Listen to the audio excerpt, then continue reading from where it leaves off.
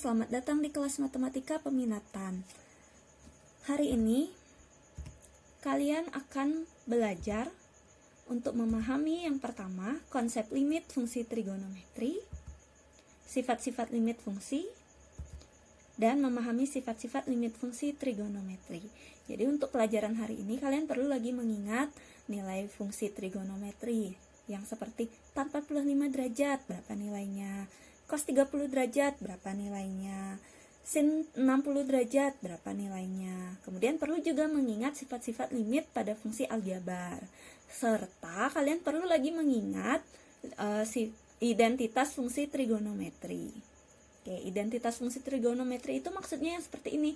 Sin kuadrat X ditambah cos kuadrat X nilainya 1. Nah, yang seperti itu yang perlu diingat. Oke. Nah, sebenarnya limit itu apa sih? Nah, secara matematika, limit itu dapat diartikan sebagai pendekatan. Nah, apa sih yang didekati pada fungsi aljabar? Dia biasanya mendekati suatu nilai.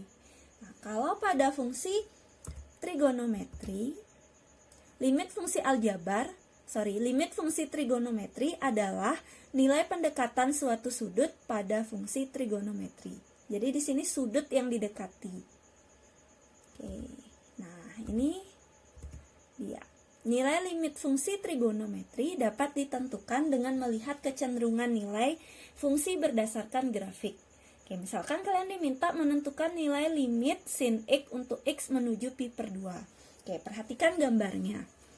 Dari sebelah kiri, X sama dengan X menuju pi per 2, dia nilai grafiknya ini, Y-nya, kurva yang hijau ini menuju 1. Kemudian dari sebelah kanannya nih, sebelah kanannya pi per 2 juga sama menuju 1. Nah, karena kedua-duanya nih menuju 1 nih dan bertemu di sini di titik 1 ini, maka kalian bisa nyatakan limit sin X untuk X menuju pi per 2 mendekati 1. Nah, yang harus diingat di sini dia tidak harus sampai di pi per 2. Jadi cukup mendekati, dekat sekali, sangat dekat, tetapi tidak apa-apa jika tidak sampai. Oke. Nah, ini definisi secara intuisinya. Misalkan f suatu fungsi yang memetakan bilangan real ke real serta L dan C anggota himpunan bilangan real, limit fungsi trigonometri fx untuk x mendekati C ada jika dan hanya jika nilai fx mendekati L untuk semua x mendekati C.